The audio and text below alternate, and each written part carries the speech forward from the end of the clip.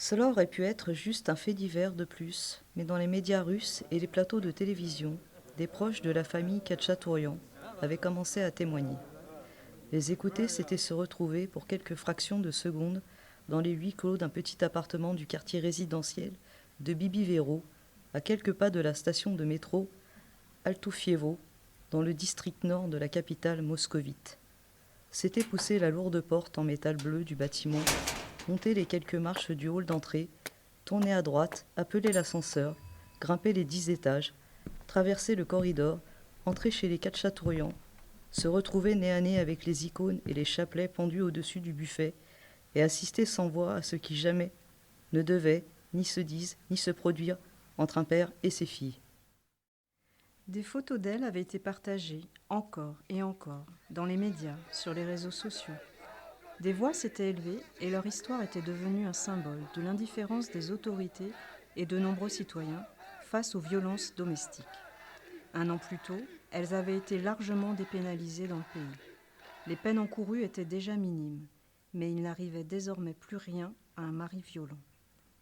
Les actes qui entraînaient auparavant une condamnation pour coups et blessures n'étaient plus passibles que d'une simple amende, placée au même niveau qu'un excès de vitesse.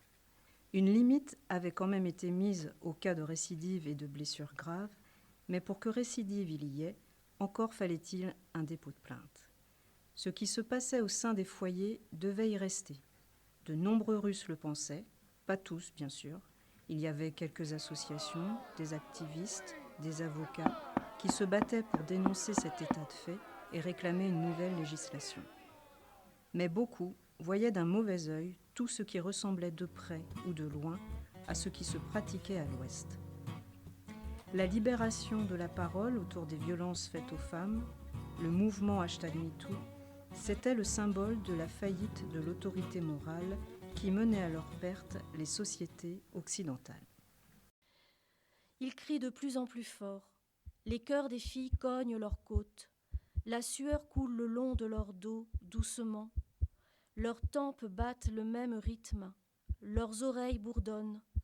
C'est toujours bizarre, ce que la peur fait au corps. Angelina va se mettre à l'angle gauche de la fenêtre. Maria se dirige vers l'angle droit. Elles ont l'habitude. Elles savent exactement comment se tourner, le dos à la pièce, les yeux baissés.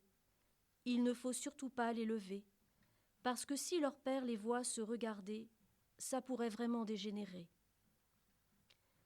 Il n'y a rien d'autre à faire que de compter les marques sur le sol, les éclats sur la plinthe, les poussières, les éraflures.